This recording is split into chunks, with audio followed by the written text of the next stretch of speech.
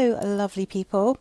So I think this week we had a bit of a mixture of weather again, but generally it's been pretty warm, quite rainy, so still got that humidity going on.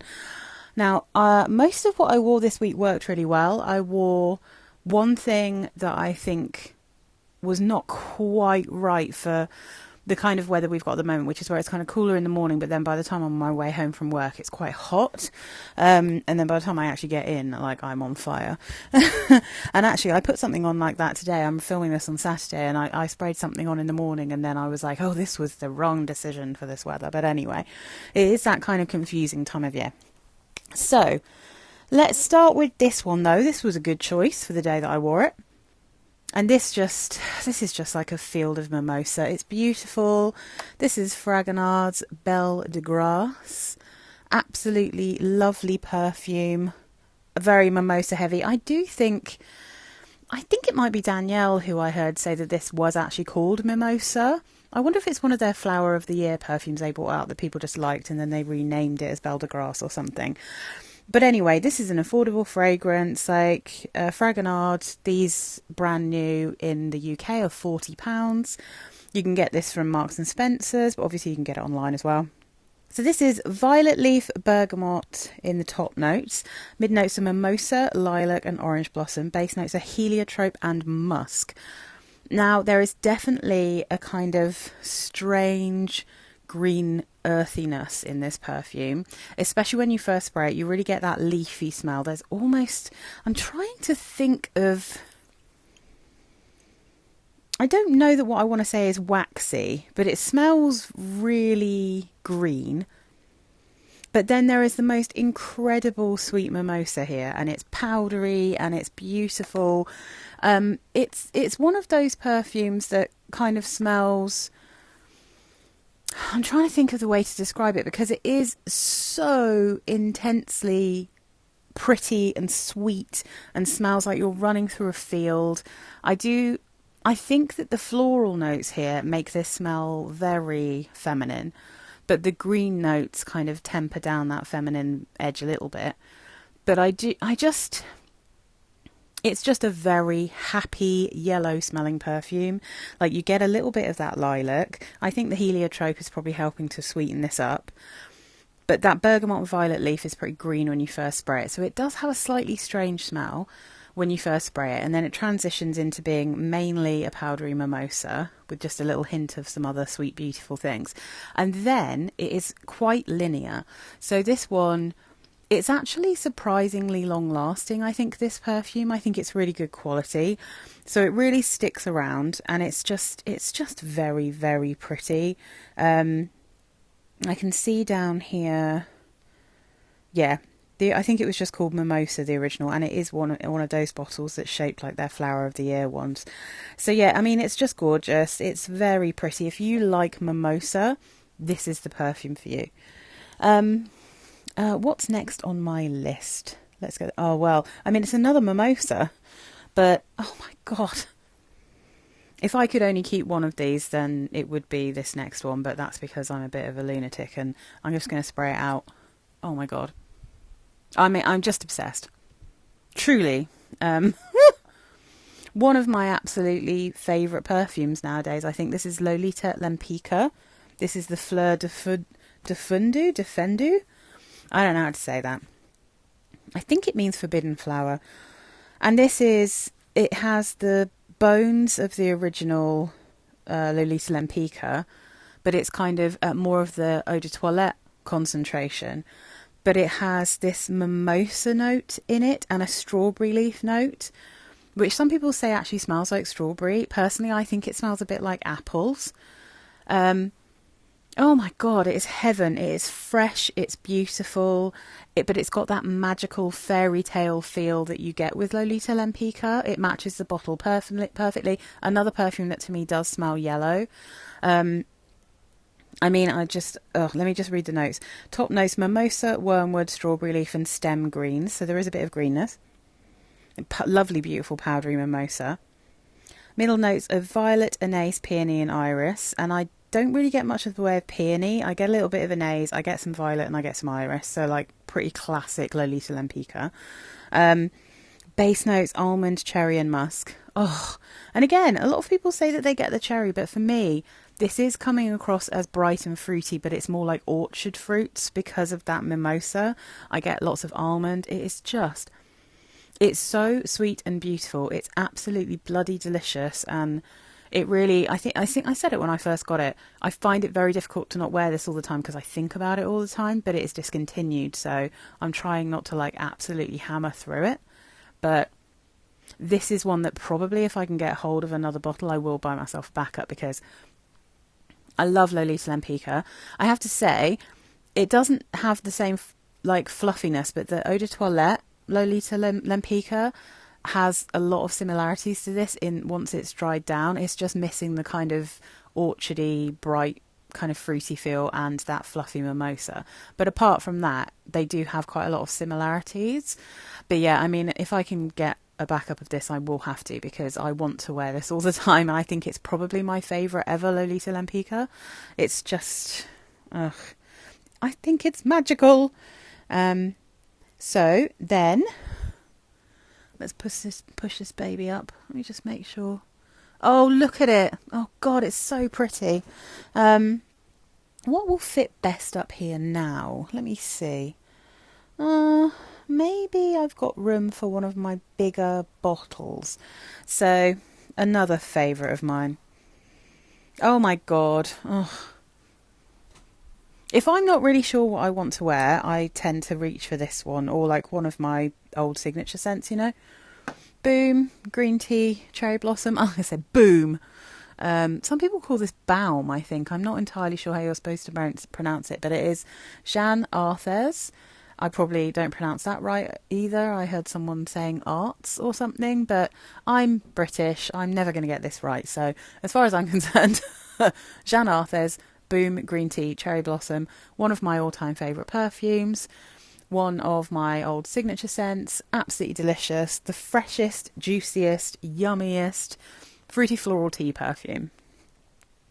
So here we've got top notes of tea, lemon and pear, mid notes of cherry blossom, blackcurrant and rose, base notes peach and musk, and I can smell every single one of those notes. It's aquatic in the way that a lot of tea perfumes are aquatic, so it's not seasidey, it's not like rainwater or anything, it is literally like a cup of tea, kind of wateriness. Oh, it's another one that I sniff. So this one I sniff and I just think to myself, oh my God, it's so pretty. The sweetness of the mimosa in that is amazing. But these two I sniff and my eyes roll into the back of my head. Do you know what I mean? It's that kind of, they're both such cast perfumes because they're not too heavy, but they just smell so pretty, and not in a kind of incredibly girly way, just in a kind of, I mean, you could just be wearing it as a 43-year-old woman with grey hair and wearing a floral tea dress, you know, that kind of prettiness. Oh gosh, just so delicious. So anyway, I love that. I think it's technically discontinued. I sometimes see it places. If you can get hold of it, it's fantastic. If you can't get hold of it, then the closest thing you can get to it is green tea pomegranate from Elizabeth Arden, which is also lovely. It's just, I think, quite a lot more shampoo-y than this one. This is like, you smell like you've used shampoo and then you're just wafting around smelling absolutely heavenly and your hair smells amazing. That's the kind of shampooiness that you get here. In the green tea pomegranate from Elizabeth Arden, it literally has that shampoo-y quality that I don't like in perfumes personally. But if you're fine with that shampoo-y quality where it actually does smell a bit sharp soapy, then you will be absolutely fine with that. I just kept this one and got rid of pomegranate because of the shampoo-y quality. Now then, I've got some tall ones here. What should I go for next? Oh, well, I mean... so Avon Joyful, I talked about this one in my watermelon perfume video, and I did a little short as well with my top 5 from that video, and this was in my top 5. This is probably number 5. So watermelon, clary sage and bubble tea, that's basically what the notes are in Joyful from Avon. And this is it's in like a body spray thing, but it's an eau de cologne, so it's a decent, I mean, it's kind of maybe a bit stronger than some body sprays. It just has this very gentle sweetness in there, a very gentle milky sweetness because it's the bubble tea, you know. It's just very, very pretty. It's really nice. It's got a nice sweetness, so if you sometimes find that watermelon can be a bit sharp, this one's not sharp at all. The clary sage, I'm not really sure it's doing a huge amount, but maybe making it smell a little bit more like a perfume rather than a literal bubble tea or a fruit juice. But you definitely get a really nice watermelon in here. And it's a very pretty, really affordable, lovely scent. I got it from Latino. So that's Joyful from Avon, which I think is lovely. And then this is the one that it was lovely in the morning. And then by the time I got home, I was like, this was a mistake. It's too musky. But I was just really missing this. And I just really wanted to wear it. Oh, God, it smells so good. Obsessed. Again, one of my top 10 for life here. Oh, my goodness. Katy Perry's Indi. It's just magnificent. I just think it's one of the best value, beautiful, yummy, scrummy perfumes I have in my collection. When I first bought it, I could not believe it because I think I got... what did I get? I think I might have got 3 50ml bottles for like £4 or something from Direct Cosmetics, which is insane because the quality is amazing. I've been obsessed with this one for ages. I think it smells incredibly close to Van Cleef & Arpels Santal Blanc, which is obviously a much more expensive perfume. And although this one doesn't list sandalwood, I always think of this as a sandalwood perfume, like a creamy, musky sandalwood perfume. So, notes: plum, white tea and bergamot in the top, mid notes of white cedar extract, lily of the valley and cyclamen, base notes musk, white musk, black musk, Egyptian musk, island musk, tonka bean and amber. There's a lot of tonka bean in this and it's really beautifully sweet. It's very musky, but it's not... I don't get that kind of soapy Egyptian musk feel from it too much. It is like a kind of perfect balance between the fresh white musk and the warmer Egyptian musk. And it could be argued that this has a little bit of that bar soapy feel because it is creamy. I always get coconut from this. And what I realise is that there are quite a few sandalwood perfumes that I get coconut from. I do wonder if that's why people are always arguing about whether there's coconut in Versace Crystal Noir. Because sometimes I find that both fig notes and coconut notes, obviously specific companies, have both a sandalwood and a fig that I think smells like coconut. So maybe that's what's going on. But I just think this smells like coconut cream sometimes when I wear this. And it's so pretty. I was going to try and fit another one in here. But actually, I think we're going to neaten this up and not do that. I love it. I think it's amazing. It's such good value. This will last on my clothes for like a year. I'm not kidding. When I wear this in the winter, if I spray it on like a scarf, if I take that scarf out of my box the next year, it will smell like Indi still. But I think people go anosmic to this and maybe a lot of these kind of musky sandalwoody perfumes. But I mean, it's so cheap, you can just respray it if you want to refresh it. But I think other people can probably smell it on you.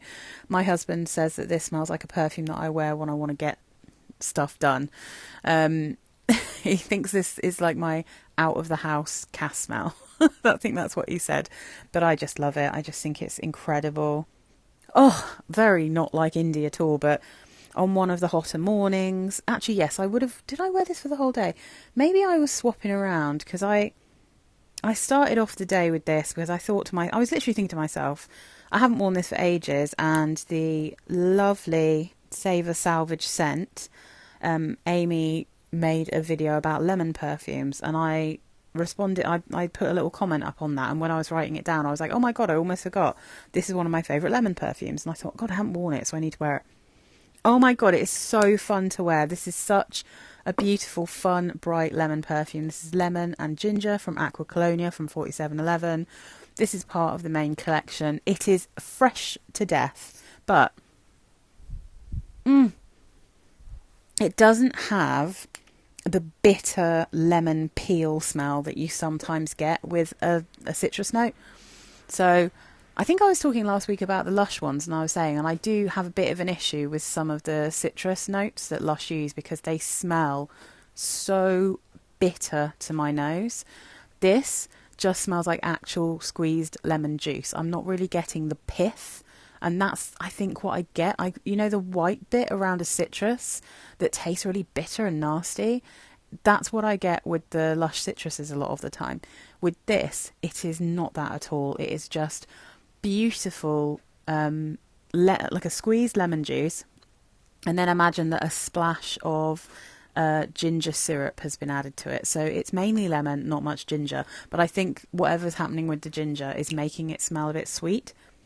I mean, don't get me wrong, it's still sharp, it's still lemon. It's not like a syrupy lemon, but there's just enough sweetness to make this very wearable.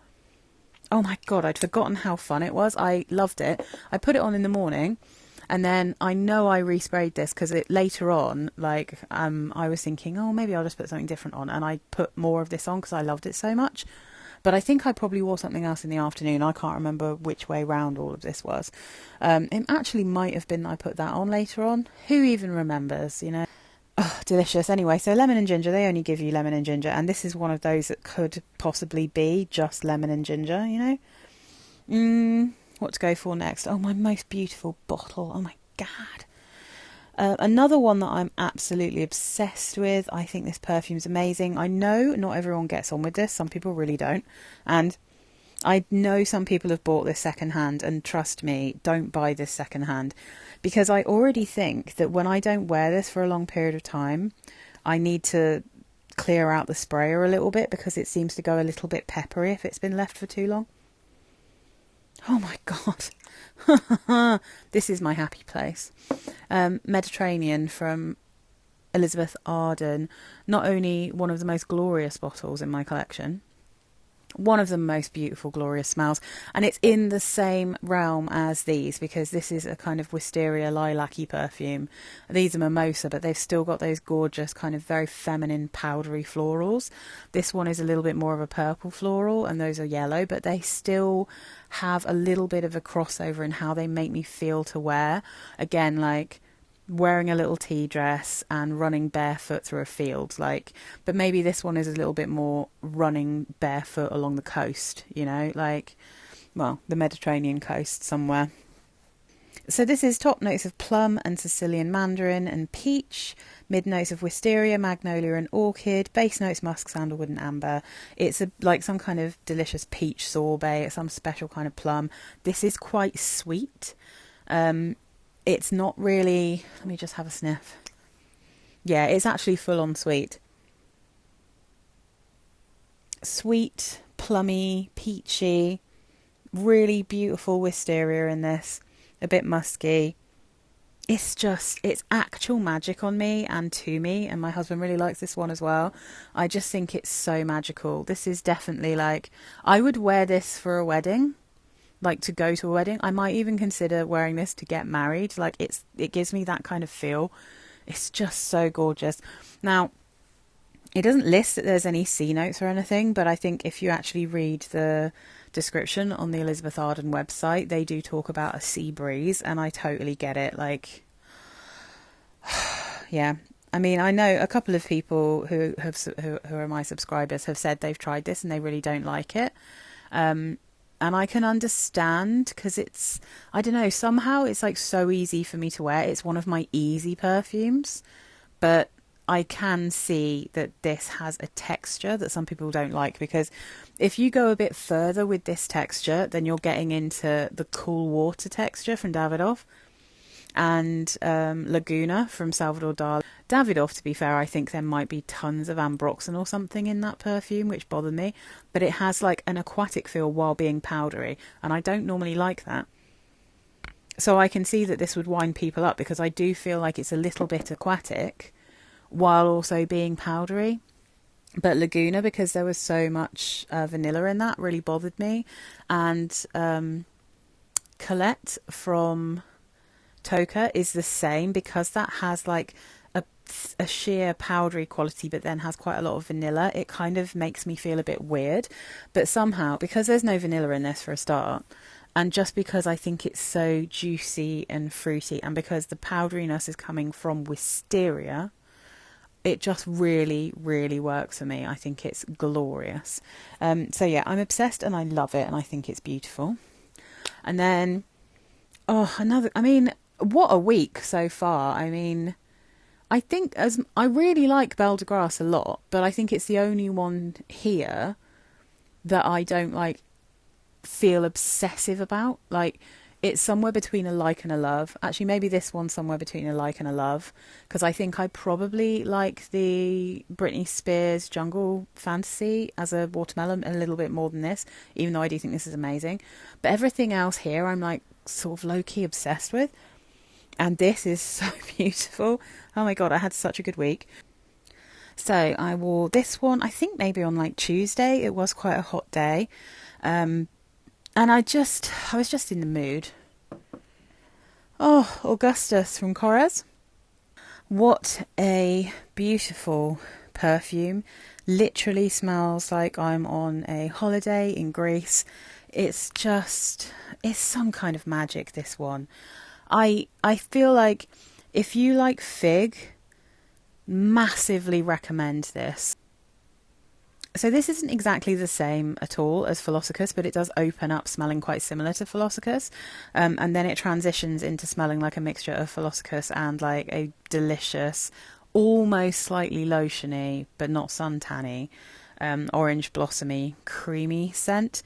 But it's very green and it's got this kind of essential oil aromatherapy feel to it as well, because there's lavender.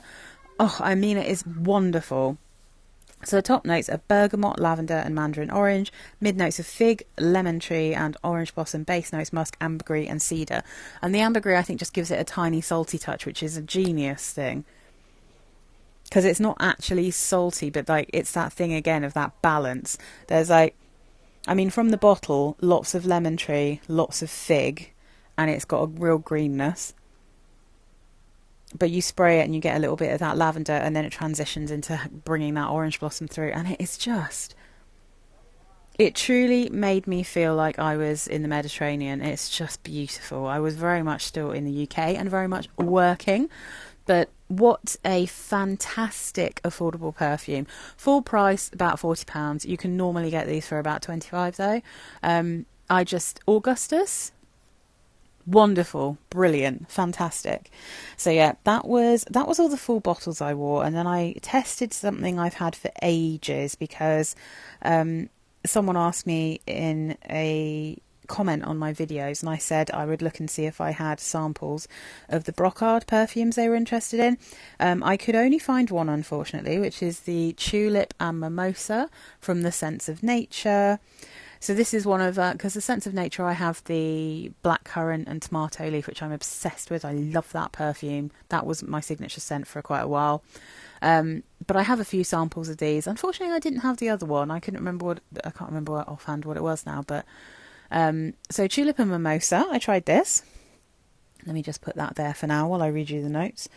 So the notes of Tulip and Mimosa, I mean, this fully sounds like a Cass perfume. We've got to be real here.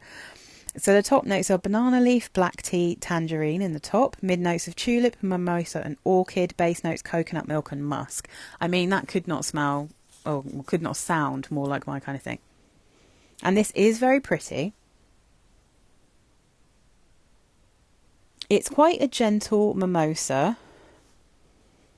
I can get a little bit of a sense for that banana leaf in a way, especially in the opening. And then the coconut milk starts to come through much later. So it really is like properly in the base. But I just find that personally for me, I love black tea as well. But I think the tulip and orchid are quite strong here. The tulip particularly, I think. Not that I necessarily recognise the note of tulip too much. But I can tell that there's quite a strong floral here that isn't just mimosa, if you see what I mean. So it's not quite, like in terms of mimosa perfumes, these two are far more powdery. This one's more powdery, like as lilac or whatever. This is a bit crisper, because I think that tulip note is much crisper and is quite strong. I'm going to look at the votes here. Yeah, tulip is at the top. So the votes here say tulip is the strongest, followed by mimosa, then banana leaf, then coconut. And I kind of get it. I kind of see that. I do think it's pretty. It's not one I personally would feel like I needed to have in my collection, but it's definitely pretty. I mean, I'd say if you're after a mimosa, I would definitely recommend Belle de Grasse over this.